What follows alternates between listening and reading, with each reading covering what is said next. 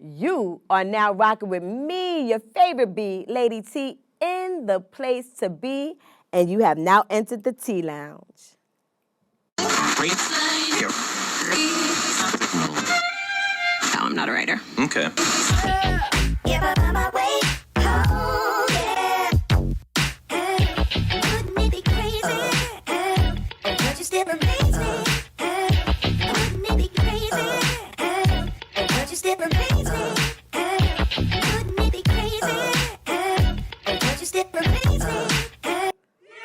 What's goody, Sipper Society? It's your girl, Lady T, and this is So Glad You Said Something. And today, I've got something to say about the controversy swirling around Netflix's latest release, the animated reboot of the iconic 1970s sitcom, Good Times. Now, if you haven't heard, the reception for this reboot has been, well, let's just say they got us messed up. Netflix is trying to pass it off as a fresh take on a beloved classic. Well, I'm calling it out for its incessant need to go for the lower hanging fruit and questionable portrayals. I have important news. Let me guess. The state called and they want to cut you a disability check for your face. Hold up. You can get paid for that? This is from a fool who stares at his orange juice every morning. It says concentrate on the box. Who the dummy now? Shit. Me for not wearing a condom. It all started with my grandfather, James Evans. My job as the man of this house is to take care of this family no matter what. Junior's repeating the 10th grade for the 3rd time. Is there anything you can suggest to help him get to the drive-thru? Can you do OnlyFans? Take off your shoes. Let me see what kind of feet you working with. Dear Black Heavenly Father, College Redeemer, if you could just help us. Son, it's for you. New phone. Who this? All black, everything. At least they ain't got that drug dealing baby under my roof no more. Man, my mouth ready for some milk. We're just as good as the Evans of old. Isn't that just dynamite? Bitch, you look like money. Everything black. What about the struggle? We're black. It'll be here tomorrow. Oh, God, not the drug dealing baby. And what was up with that school counselor? Weird. Anyway, now before we dive any deeper into the drama, let's get everyone up to speed. Good Times originally aired 50 years ago in 1974 and was groundbreaking for its portrayal of a two-parent Black American family living in Chicago's Cabrini Green projects. Now you're going to fast forward to today, and Netflix drops this animated reboot chronicling the Evans family 2 generations later, still in the projects, still in apartment 17C, okay? Now, we've got Reggie, the father, played by J.B. Smoove. Beverly, the mom, like the new Florida, portrayed by talented Yvette Nicole Brown, and their children, Junior, Gray, and Dalvin, the drug-dealing baby. And that's where things get sticky. So how did you feel about the choice of the actors? Like, not the choice of the actors, but were you, like, I'm in the commercial or the trailer, I feel like I hear Wanda Sykes. Yes. And I'm disappointed, I shouldn't say disappointed, but I'm disappointed at Yvette Nicole Brown. Right. So JP, not so much. I'm disappointed about all of them because they are all old enough to really, like, I could see it was like a whole bunch of young actors, but these people were like really alive and kicking and fully understand the love that we have for Good Times. Well, the reason why I say I didn't mind so much, not that mind, but I didn't think anything of the J.P. Smoove, because to me, J.P. Smoove has always worked with white folks. So to me, I'm used to him doing the song and the dance and the chucking and the jive. And the chucking and the jive. It was disappointing to see or to hear Yvette Brown do the shuck and jive. Like, that was a little shocking to me because, yes, you know, they're, like you said, talented, but I was concerned about, are you doing things for the check, raping the culture because of how much the show is loved? The one who played the drug dealer baby basically said he was happy to have a job on comedy on the Comedy Hype channel. Wow. And Yvette Nicole, she's out there on the Twitter in the Twitterverse defending it. Is she? Yes. How? I have no clue how. She's just talking to be talking because I think it's basically because of the writer's strike and they didn't have any money. They broke and they trying to pay their mortgage. Just say that. Okay. Say that then. And then, so why don't you think they will say that? Like, why won't you think that? Because that could actually be the reality just of say taking that, the but job. don't sit there. It's one thing for you to say, listen, you know, I'm glad to have the opportunity. It's another thing for you to be trying to pass it off as it's like this deep philosophical, or like it's like to liken it to anything like Boondocks or whatever. Are they doing that? Oh yes. Oh wow. It's really ridiculous. I mean, I do have some clips where you'll see a little bit of that, a little tinge of that, right? So who are some other creative minds behind All this? right, so we have some really serious, like seriously creative minds behind this debacle. You said debacle. Debacle. It's a debacle at this point. No, not debacle. Right, and it makes 50 years and then y'all want to try this bullcrap, right? Okay, so some of the creative minds we have are Renata. Yes, Renata Shepherd. Now she is the showrunner and she told Ebony Magazine that as the only Afro-Latina showrunner in the adult animation space, she had one goal when shaping Netflix animation series, and that was to bring an authentic voice to the project. Wait, did she say an authentic? Wait, did she say authentic? Authentic. So authentic, was that OnlyFans? Was it the guidance counselor asking a child if they were gonna pursue an OnFans career? Was that authentic? Was it authentic when the father said, I should have put on a condom?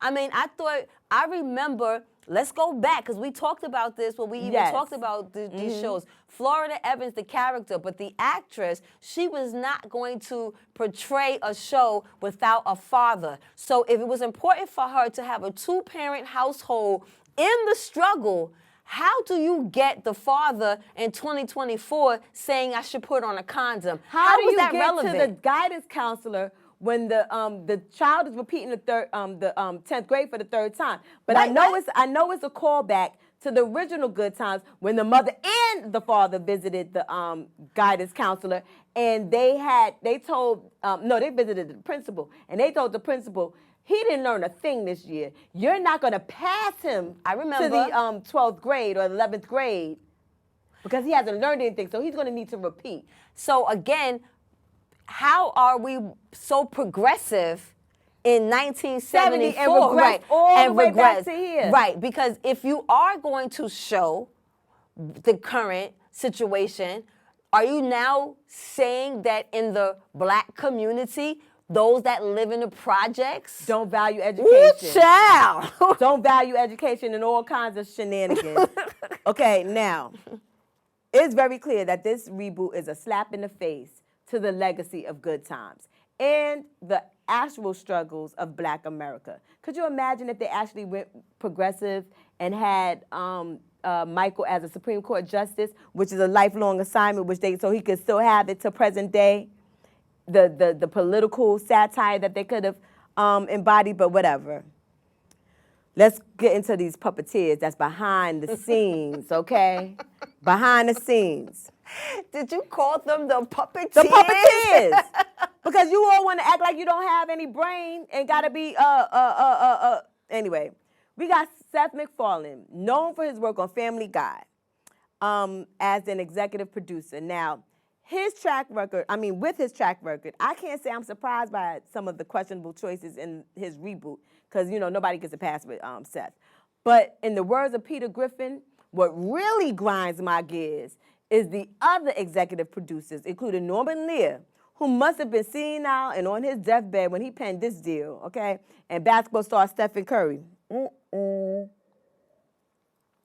must be used to being used up on the auction block considering his chosen career, but I digress. Yes. Last, but certainly not least, is Cree Summers, the GOAT of voiceovers, has the nerve to be the voice director. And it's always so nice to see a black family loving and supporting each other the way we do, and that reflection never goes out of style.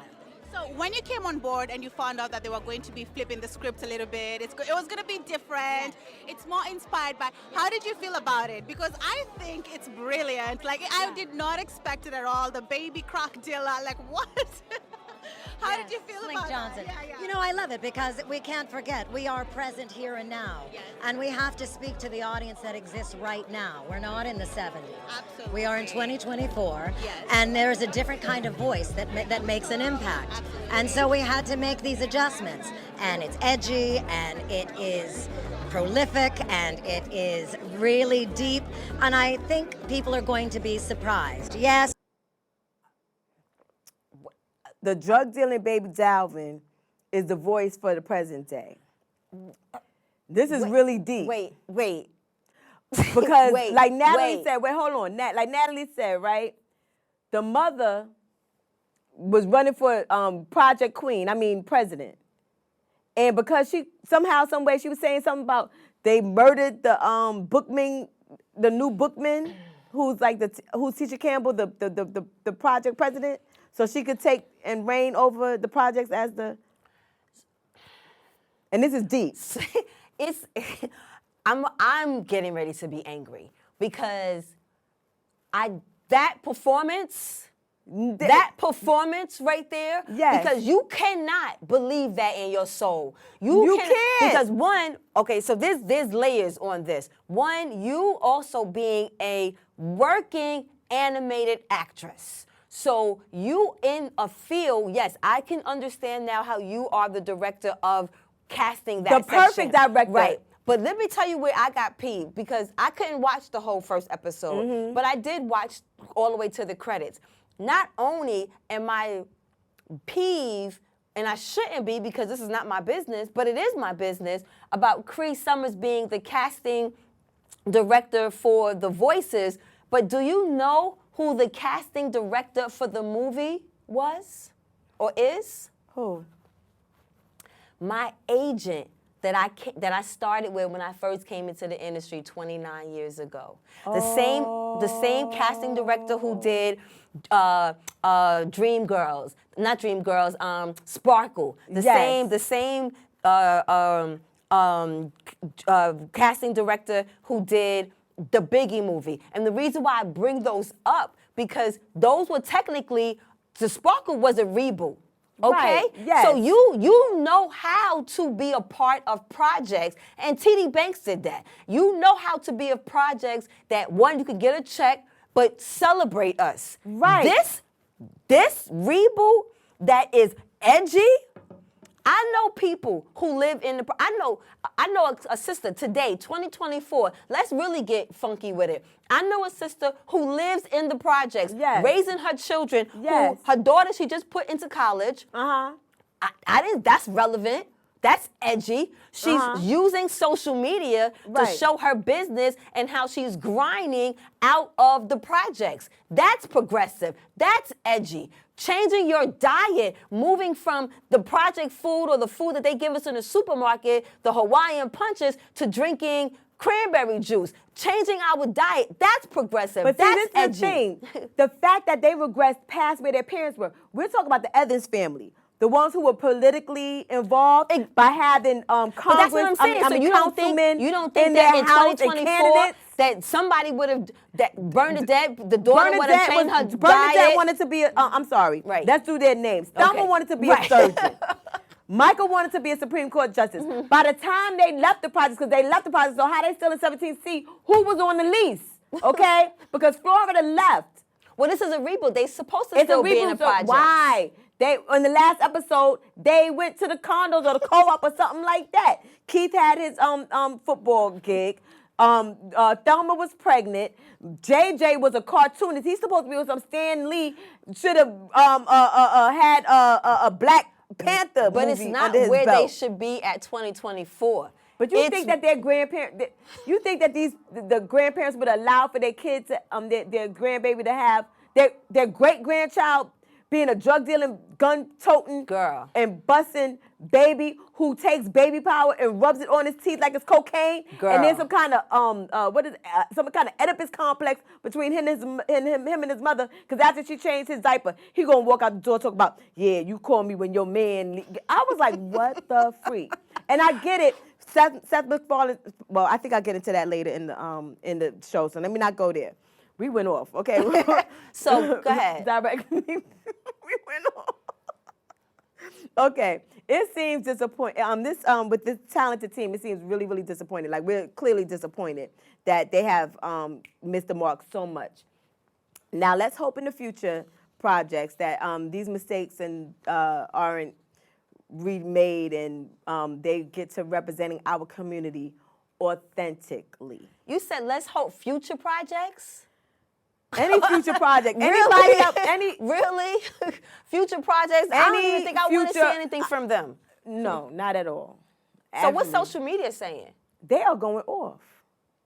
Social media is going off. They're in all of the Twitter spaces going off, slamming the series. I'm likening it to a modern day minstrel show, as they should, and it's really not a reach. It really isn't a reach to call it a minstrel show. From the repetitive stereotypes to all of those unintellectual jokes falling flat, the reboot is just not where it's at. Now, I gave it a shot. I did, but after just 2 episodes and barely into 2, around the time when the mother handed the drug-dealing baby his chopper, before he left the house, I tapped out. I left. The characters felt like caricatures, and don't even get me started on the choice to set it in the now demolished Cabrini Green. The projects don't even exist anymore. It don't even make no sense. Now, from what I hear, there are a few glimmers of hope buried deep, deep, deep down in this shit show. Literally. Did you call it a shit It's a shit show. For instance, episode 3, titled Grey's Anatomy. It presents the most captivating narrative, and that is that Grey has to navigate her first period while facing societal shame from figures from the school, like the school nurse and her own mother, Bev. It's done through a sequence reminiscent of The Wiz. The episode confronts hypersexualization of black girls, portraying them as prematurely grown too fast-ass girls, I'm sorry. And also takes away the potential consequences of the end of Roe versus Wade, embodied by the Trump-like character named Grady Piles, nicknamed GOP. Now, let's talk about the backlash. But before we talk about the backlash, real quick, they want to sit there and highlight the fact that our girls are hypersexualized, but you don't have a problem with the adultification of that baby going around selling drugs in the community. And wasn't in the beginning, because I didn't get past the first episode. But that first episode, the drug dealing baby wasn't even home at first. And he's out on the street. The drug dealer baby homeless. The father kicked him out. Oh, man. It's really, really ridiculous, okay? So they don't have a problem with adultification. And but we wait, know that's how they they end up going, like those who do commit crimes or do have mistakes, they end up being tried as an adult for stuff like this. So wait, something just came to me. Seth MacFarlane, right? Yes. Family Guy. Family right? Guy. Wait, not only Family Guy. Wait, didn't he? South Park. He has one of these sitcoms where isn't the little baby a Stewie? I get into that. I do get it. I think I'll touch base on it. If I don't, we'll catch it at the end. So is the mindset of the crack or drug dealing baby, like, is that the stereotype that is that supposed to be cute? Is that he has funny? a thing. He always creates this weird dynamic between the baby and the mom. Okay, I've right, because, So we can psychoanalyze him when we get to We Need to Talk. Okay. There's a new series coming, guys, so we'll get to that when we get to We Need to Talk. But original series creator Carl Jones, the co-producer of the executive producer of the Boondocks. So wait a minute, what? So Carl Jones, the executive producer of the Boondocks, Was a part of this? Was. Okay. Operative word was. Okay. He left the project due to creative differences, something like what John Amos did. And now Yvette Brown, I told you, she is facing a whole lot of criticism over on social media. Even the stars from the original series, like Bernadette Stannis, are expressing disappointment. Because I can't imagine how Michael must feel. Like I can't wait till I bump into him in Harlem. Yeah, because he be in Harlem. What? Him and Dwayne. And Dwayne. I want to ask not Dwayne, him, Dwayne. what does he think about how they have changed his character? When you get him, grab him. Yes, and we gonna videotape. please. We need to talk. We need to talk to Michael. All right, so we have a clip of Bernadette right now. On one hand, a dream come true, but also an immense amount of pressure to take on such an amazing project and understand and know that there's only one way to do it. To bring it reverence and to bring it to a modern day space where people who watched the show growing up will love this, and people who have never seen it before will enjoy a great show and go back and want to watch it. So you're telling me that this raggedy animated film called Good Times is not written by a black person?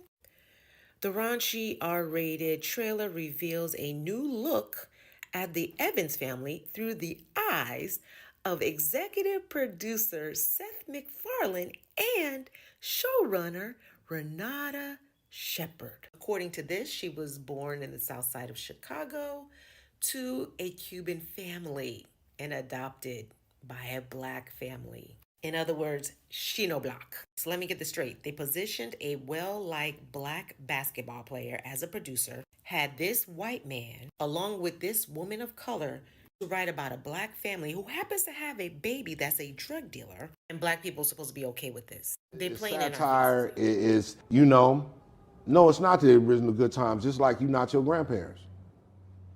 Simple. It's a different time, different climate. You're not your grandparents. Your grandmother was a strong, virtuous woman. Now look at you. You was a floozy at the hookah bar. Your grandfather used to have a cold 2-3 jobs. Now look at you. You still selling nickels and breeding pit bulls. Shut up. So before you start, I get that this is a reboot. I get this is not to do it over. I get this is not, a copy of that version. Okay. But how dare you then say that or this is a depiction of black families in 2024? And if it is, because I don't know no black families like that. Not near one black family. But if there is, then why would you, why would you show that part and not show the other parts of black families who live? Like, why was those stereotypes the ones you chose to use? And if you're going to utilize hyperbole to talk about the struggles in Black America, why not just do a new thing? It does not have to be associated with a family that was so heavy on education and working hard and not getting things the easy way. How did you get so far from that bloodline? The apple don't fall farther from the tree. This apple is all the way across the country. As it was mentioned in that last clip. It don't even make no sense. So I know you're about the culture. Yes. But so all of the reimagining of classics for the modern audience, I get it. But this reboot, it feels like a missed opportunity. When I say missed opportunity, I'm talking about, like I said before, what if Michael Evans made it to the Supreme Court, okay? What about shows that did it so well, like The Boondocks and Blackish, who tackled similar themes with the brilliance and the humor? The problem is we don't have a Huey to highlight how ridiculous Riley was. So, what's the verdict? Well, let's just say I won't be tuning in for the remaining episodes, all right? Is that fair, though? Maybe we should. Man, look, and and if you're looking for a show that captures the essence of the original Good Times, how about you watch the original Good Times? Ooh, wait. I forgot the clip that I had. I had a clip. I'm so sorry. Bernadette Stannis. She was talking to TMZ, and she was basically talking about how she felt about the reboot. And she basically said that she has a small voice role in the show, but they didn't present it to her as what we've seen. They said it was going to be this progressive take and everything like that. And she basically said, like, had she known, she probably wouldn't have taken it. She was going to reserve her opinion for, later on to see if, it was, if it actually was progressive like she was presented, okay? But she basically said that her people, the fans, they've been riding with her for 50 years. And they do not appreciate the fact that it wasn't progressive like they said it was going to be. And JJ presented this idea he pitched it for an animated series. Then all of a sudden, they come back to him 6 months later talking about, oh, no, you know what, we already have an animated series. So is this another situation where we're being used and we're supposed to just sip the tea and say it tastes good? Situation, tastes like Kool-Aid? 9,360, over and over and over again. Of course. What have they created? Country, no. Jazz, no. So since they haven't created anything, Nothing. just keep us damaged. There's only one creator. Keep us looking shameful. Keep us looking down and great. Only keep one us creator, looking, then the other one is a duplicator. Well, like, as you mentioned, just at the end of the day, if they want to get an authentic and good television programming that we can Watch love, Good Times. Watch the original. Watch the original. And even that original, right. they was too revolutionary. Right. You look at JJ now, they were talking about he was cool. And I'm like, he was an artist. He was commissioning himself out there. He was volunteering. He was doing pretty good, All right, compared girl. to this one, child. Anyway, yes. We have for today, folks, remember to stay connected. Following me on Instagram, TikTok, and Twitter at TLoungeNYC. And don't miss out on subscribing to the T Lounge on YouTube. Hit that notification bell and catch all the latest drama. Because your tea sippers, they be having something to say on YouTube. Right, they really do. Okay, so right. you join. I really enjoy them because I even now I'm noticing that your audience is also now building on TikTok. Like I did a clip of us and it went into like the 2, 3, 4K. Well, yes, I've been working. I finally got into my TikTok. Okay, so I've been posting over there. So go check me out over there. And until next time, we don't give a sip. All right now, peace.